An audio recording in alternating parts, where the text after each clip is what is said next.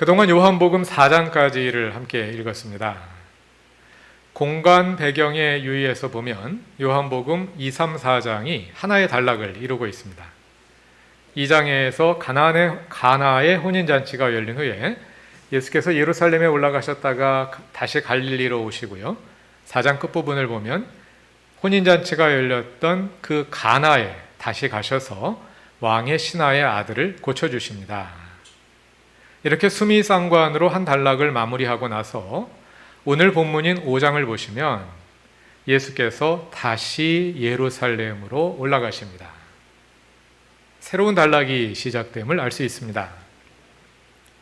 예수님이 처음 예루살렘에 올라가셨을 때는 성전에 들어가셔서 장사하는 사람을 내쫓으셨는데요. 이번에는 성전 북쪽 양문 밖에 있는 베데스다 연못으로 가십니다. 이 연못의 이름이 무엇이냐에 대해서는 학자들 사이에 여전히 토론이 이어지고 있습니다. 우리는 대개 이 연못의 이름을 베데스다로 알고 있습니다. 우리말 개역 개정판을 비롯하여 대부분의 오래된 번역본들에 그렇게 나오기 때문입니다. 그 이유는 헬라어 성경 원본에 베데스다로 표기되어 있었기 때문에 그런 거죠. 그런데 사본 연구가 계속해서 발전되면서 더 오래된 사본들이 계속하여 발견이 되면서 오늘날은 베드자다가 요한복음 원본에 더 가깝다, 사본상의 근거만 가지고 보자면 그렇게 판단해서 최근에 나온 헬라어 신약 성경에는 베드자다라고 표시하고 있습니다. 그런데 요한복음보다 더 이른 시기에 기록된 쿰란 문서 가운데 베데스다라는 이름이 나오는 자료가 또 발견이 되었습니다. 그래서 여전히 베데스다가 맞다고 보는 입장도 만만치가 않습니다. 이렇게 토론이 종결되지 않은 상황이기 때문에 오늘 설교에서는 우리에게 익숙한 베데스다라는 이름을 사용하도록 하겠습니다.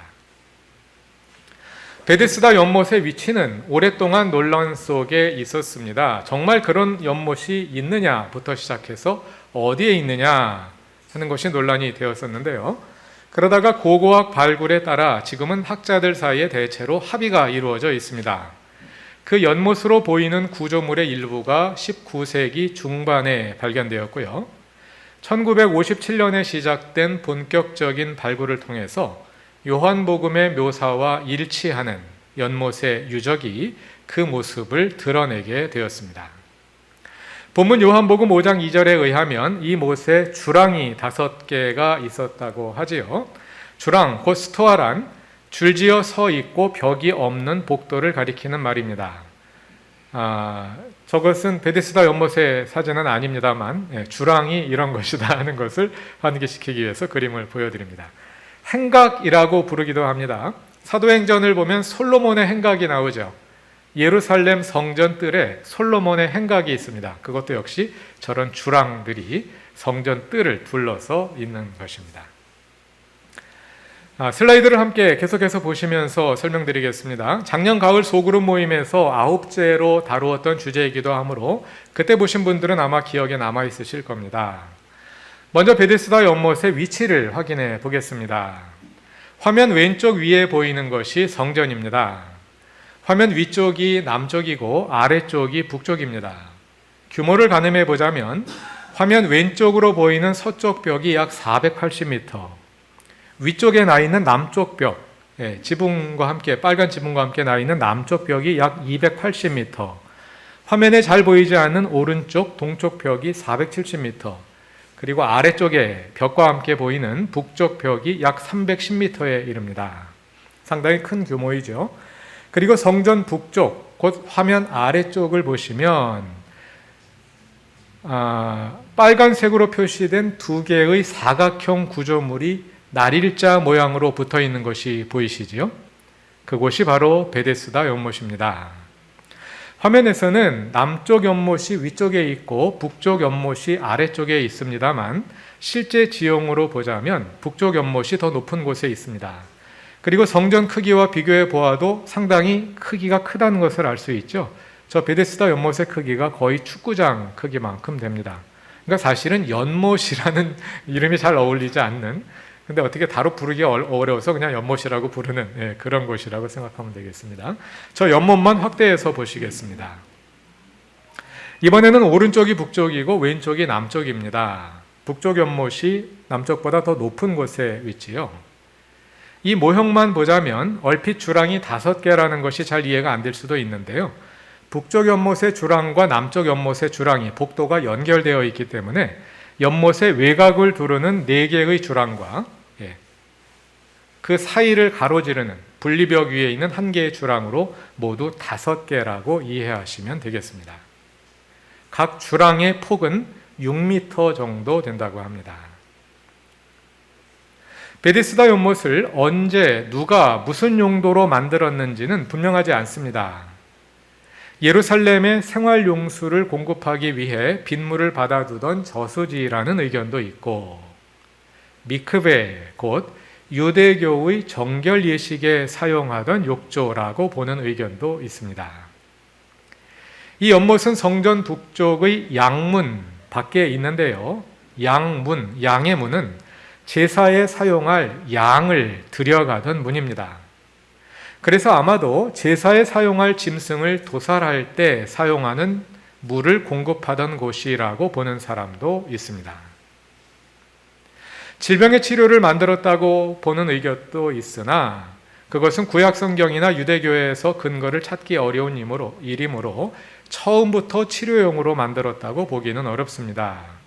아마도 본래는 성전 제2에 사용할 물 또는 생활용수를 공급하기 위해 만들었던 것인데 어떤 계기로 병자들이 거기에 모여들기 시작했고 시간이 지나면서 본래 의도와 다르게 병자들의 치료의 장소로 자리 잡게 되었을 것으로 생각됩니다.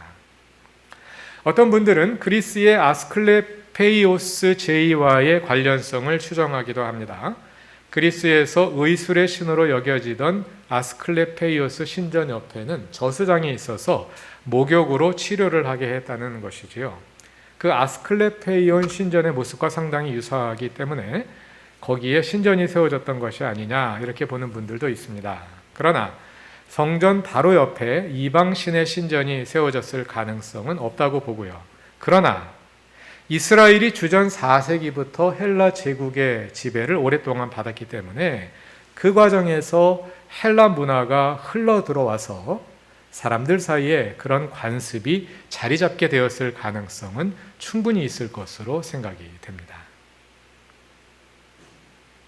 그런 이방 문화가 성전 옆에 들어와 자리 잡을 수 있었던 이유는 이 연못의 물이 때때로 움직이는 일이 일어났기 때문입니다.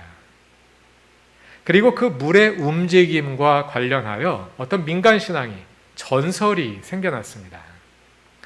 본문 3절 후반절부터 4절까지 대괄호가 쳐져 있는 것이 보이시지요? 그 대괄호가 쳐져 있는 부분만 다 같이 읽어보겠습니다. 그들은 물이 움직이기를 기다리고 있었다. 주님의 천사가 때때로 못에 내려와 물을 휘저어 놓는데 물이 움직인 뒤에 맨 먼저 들어가는 사람은 무슨 병에 걸렸든지 나았기 때문이다. 이것은 요한복음 원본에는 없었던 내용입니다. 후대에 삽입된 것입니다. 사본 연구를 통해서 알 수 있는데요. 오래된 사본들에는 이 내용이 없고 나중에 필사된 사본들에만 이 내용이 들어있거든요. 아마도 이것은 그 당시 사람들 사이에 퍼져 있었던 민간 신앙의 내용을 어떤 사람이 성경 여백에 적어 놓았고 왜 이런 일이 있었는지 그걸 설명하기 위해서 여백에다가 적어 놓은 것을 나중에 필사하는 사람이 원본의 일부인 줄 알고 옮겨 적은 그런 경우가 아닐까 생각됩니다. 그러니까 여기서 때때로 천사가 내려와서 물을 휘젓고 그때 가장 먼저 들어가는 사람은 낫게 된다는 것은 그 당시의 전설을 옮겨 적은 것입니다만 연못의 물이 움직인다는 그 자체는 사실이었을 것입니다. 왜냐하면 물이 움직인다는 말이 7절에도 나오거든요. 물이 움직이는 것은 사실이었고 사람들이 그런 움직임에서 어떤 신비한 현상을 기대하게 되었던 것으로 생각해 볼 수 있겠습니다. 어떻게 해서 물이 움직인 걸까요? 두 가지 가능성을 생각해 볼 수 있습니다. 하나는 연못 바닥에 간헐적으로 물이 솟아나오는 샘이 있었을 수 있습니다. 어쩌다가 물이 솟아나오면 물이 막 흔들리면서 움직였겠죠. 다른 하나는 예수 시대 예루살렘 연구의 권위자 가운데 하나인 신약 성서학자 또 고대 근동학자이기도 한 요아킴 예레미야스의 제안인데요. 북쪽 연못은 빗물과 지하수를 가두어 두는 저수조였고 그 물이 일정한 높이까지 차오르면 두 연못 사이에 분리벽에 나 있는 배수로를 열어서 북쪽 연못에 있던 물을 남쪽으로 병자들이 모여있던 남쪽 연못으로 내려 보냈다는 것입니다. 그런 경우에도 북쪽 저수조에 있던 물이 세차게 흘러내려오면서 연못 물이 마치 누가 휘저은 듯이 움직였겠지요. 그 연못에 많은 환자들이 누워서 물의 움직임을 기다리고 있었습니다. 그리고 그 가운데 38년 된 병자가 있었습니다. 이 사람은 대체 무슨 병이 걸렸기에 무려 38년을 앓고 있었던 걸까요? 오늘날은 의술이 발달하여 심한 병이 들더라도 고칠 수 있고 또 치료를 지속하여 잘 관리하면 병을 가지고도 오래 살 수 있습니다. 그러나 그 시대는 그렇지 않았습니다. 의사를 만나는 의사도 의술이 발달하지 않았고 의사를 만나는 일 자체가 쉽지 않았기 때문에 작은 병이 걸려도 그것이 죽을 병으로 비화되는 경우가 많았고 그래서 많은 경우에 병이 들면 오래 살지 못하고 죽었습니다. 그 시대만 그랬던 것은 아니지요. 오늘날도 여전히 가난한 나라들에서는 그런 일들이 많이 일어납니다. 그러한 상황에서 38년간이나 병을 앓으며 살아있다는 것이 그리 평범한 일은 아니었을 것입니다. 이 사람은 아마 베데스다 연못가에 누워있던 환자들 가운데서도 가장 오래 앓고 있는 사람이었을 것입니다. 이 사람이 어떤 병을 가지고 있었던 걸까요? 5절 이하에서 이 사람을 가리켜 병자라 할 때 사용된 헬라어 아세네이아는 문자적으로는 약함이라는 뜻이고요. 모든 종류의 질병과 장애를 통틀어서 가리키는 말입니다. 그래서 이 단어만 가지고는 무슨 병이었는지 알기가 어렵습니다. 3절에 나열된 병명들이 힌트가 될 수 있겠는데요. 거기에는 주로 눈먼 사람들, 다리 저는 사람들, 중풍병자들이 누워 있었습니다. 모든 종류의 환자들이 다 있는 것은 아니고요. 아마도 안과와 정형외과 쪽에 효험이 있다고 알려져 있었던 것 같습니다. 그래서 의사이신 남혜경 집사님의 전문가적 소견을 구했습니다. 남 집사님은 본문의 정보를 토대로 먼저 이 사람이 소아마비일 가능성을 보셨습니다. 소아마비는 척수 등의 운동 영역에서 폴리오 바이러스가 감염되어 근이완과 위축으로 보행장애를 일으킨다고 합니다. 둘째 가능성은 뇌경색이나 뇌출혈입니다. 뇌의 운동 영역을 관장하는 부위에 출혈이 있거나 경색이 올 경우에 그런 상태가 될 수 있답니다. 운동신경에 영향을 미치는 유전질환 가능성도 있다고 하시고요. 또 어릴 적에 척추를 다쳐서 사지마비가 생겼을 가능성도 있다고 보셨습니다. 그런 경우에는 병이 서서히 악화되면서 그렇게 오랫동안 지속될 수 있다는 것이죠. 저는 전문가가 아니라서 잘 모릅니다만 오늘 본문이 제시하는 가능성에 부합하는 그런 진단이라고 생각됩니다. 이 사람은 자리에 누워 있었습니다. 8절에서 예수님이 이 사람을 고쳐주실 때 일어나서 내 자리를 걷어가지고 걸어가라 이렇게 말씀하시지 않습니까? 그것은 이 사람이 전에는 일어날 수도 없었고 걷지도 못하는 상태였음을 보여주지요. 병에 걸린 지 38년이나 되었음을 고려할 때 아마 이 사람이 처음부터 누워있지는 않았을 것 같습니다. 의료시설이 미비한 시대에 38년간 누워서 생존하기는 어려웠겠지요. 아마 욕창에 걸려서 피부병으로 죽을 수도 있었을 겁니다. 소아마비든 뇌경색이나 뇌출혈이나 유전질환이든 아니면 사고로 인한 것이든 처음에는 불편한 가운데서라도 이동이 가능했을 텐데 오랜 시간이 지나면서 조금씩 악화되어 언제부터인가 자리에 누워 일어날 수 없는 상황이 되지 않았을까 생각됩니다.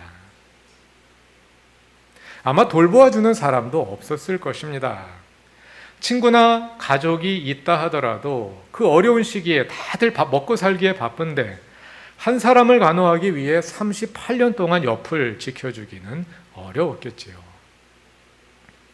오늘날은 사설병원도 있고 요양보호사 같은 제도를 만들어서 국가가 환자들을 돌보고 또 민간사회복지기관들도 있습니다만 그런 것도 없던 시대입니다. 자발적으로 선행을 하는 사람들이 있었을 수 있습니다만 충분한 보살핌을 기대하기는 어려웠을 것입니다. 그런 점들을 고려할 때 이 사람은 베데스다 연못가에 버려졌다고 보는 것이 사실에 가까울 것입니다. 이 사람이 제 발로 걸어서 여기까지 올 수는 없었을 테니까요.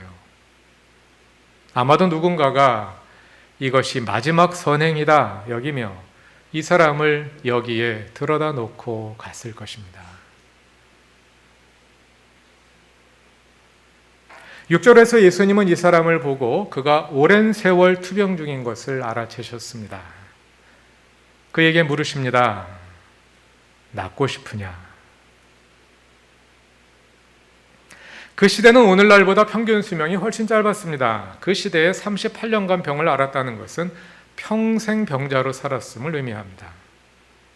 그렇게 평생 병자로 살다 보면 어떻게 될까요? 상상이 안 되지요? 그의 몸이 처참한 몰골로 바뀔 뿐 아니라 아마 그의 마음 역시 저 밑바닥으로 가라앉아 있었을 것입니다. 그렇게 38년을 병자로 살아온 사람에게 아직도 낫고 싶은 마음이 남아 있을까요? 그러나 7절에서 이 사람이 대답합니다. 주님, 물이 움직일 때에 나를 들어서 못에다가 넣어주는 사람이 없습니다. 내가 가는 동안에 남들이 나보다 먼저 못에 들어갑니다. 아마도 거기 모여있는 병자들 중에는 옆에서 돕는 사람들이 있어서 물이 움직일 때 들어서 못에 던져 넣어주는 그런 사람들이 있었던 것 같습니다. 그러나 38년 된 병자 옆에 그런 사람이 있기는 힘들었겠지요. 그래서 이 사람이 말합니다. 내가 가는 동안에 남들이 나보다 먼저 못에 들어갑니다. 이 사람은 걷지 못합니다. 그런데 어떻게 간다는 걸까요? 손을 움직여 온몸으로 기어갈 수밖에 없었을 것입니다. 앞에서 말씀드렸습니다만 베데스다 남쪽 연못이 풀장처럼 물로 가득 차 있는 것은 아닙니다. 만일 그렇다면 주랑에 누워있다가 기둥 사이로 그냥 바로 뛰어 들어가면 되겠지요. 그러나 남쪽 연못에는 대개 물이 많지 않았을 것입니다. 평소에는 말라있다가 어쩌다가 가늘천 샘물이 솟아오르거나 아니면 북쪽 연못에 물이 찬 후에 수문을 열어 그 물이 쏟아져 내려올 때 연못에 들어갔을 것입니다. 연못의 깊이가 7m입니다. 2층 옥상 높이 3층에서 뛰어내리는 것 같습니다. 그런 상황에서 뛰어내리면 살아남을 수가 없겠죠. 그러니까 연못으로 들어가려면 주랑에서 계단이 있는 곳까지 이동한 후에 계단을 통해 연못으로 내려가야 했겠지요. 아마 이동 거리가 적지 않았을 겁니다. 그런데 이 사람은 병을 얻은 지 38년이 되었는데 여전히 낫기를 포기하지 않고 물이 움직일 때마다 여전히 그 몸으로 물로 이동하기를 반복하고 있었던 것입니다. 내가 가는 동안에, 내가 기어가는 동안에 남들이 나보다 먼저 못에 들어갑니다. 이 사람은 38년째 병을 앓고 있지만 여전히 포기하지 않고 살기 위해 베데스다 연못의 주랑의 바닥을 기어가고 있습니다. 문자 그대로 38년째 병과 처절한 싸움을 투병이라는 말은 병과 싸운다는 말이죠. 문자 그대로 병과 처절한 싸움을 이어오고 있었습니다.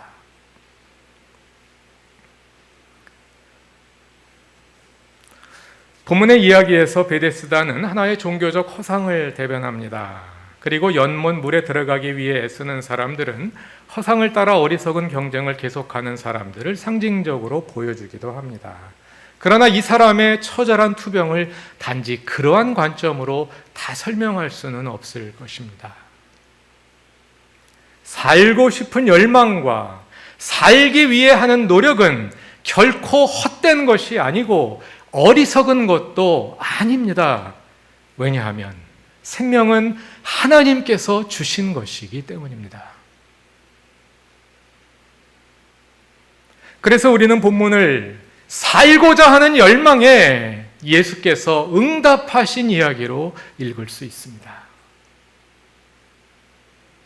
예수님은 우리의 삶의 열망에 응답하시는 긍휼하신 분이기 때문입니다.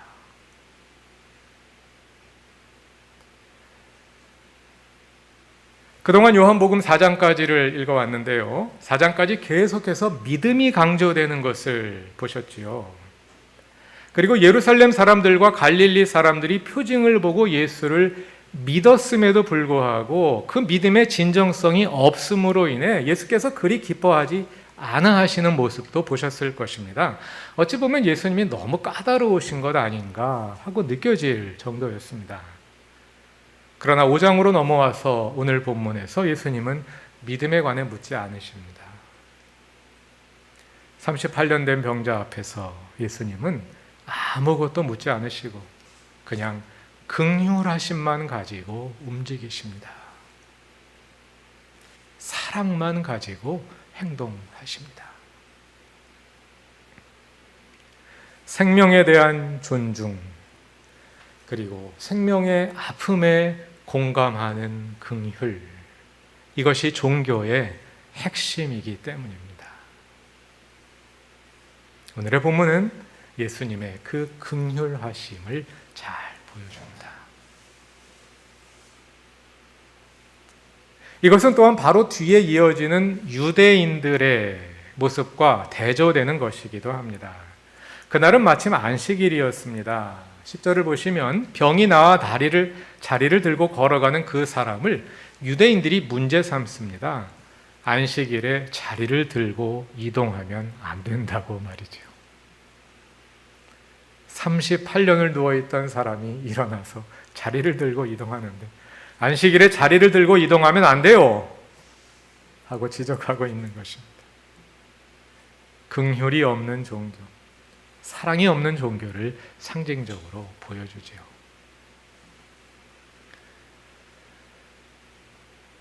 생명은 하나님께서 창조하신 것입니다. 그러므로 생명은 거룩한 것입니다. 우리가 살고자 애쓰는 것은 하나님께서 주신 그 창조의 생명을 지키기 위해 애쓰는 것입니다. 오늘은 특히 투병 중인 많은 교우들과 또 가족들과 함께 이 말씀을 읽고 싶습니다. 포기하지 말고 병과 싸워서 이깁시다. 적어도 이 순간은 질병과 그리고 우리에게 주어진 모든 약함과 싸워 이기는 것이 하나님께서 우리에게 주신 사명입니다.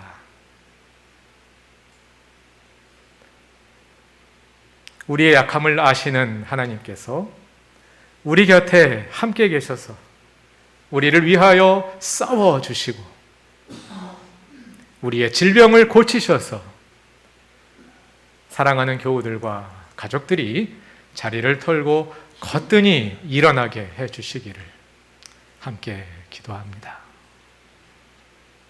다 같이 기도드리겠습니다.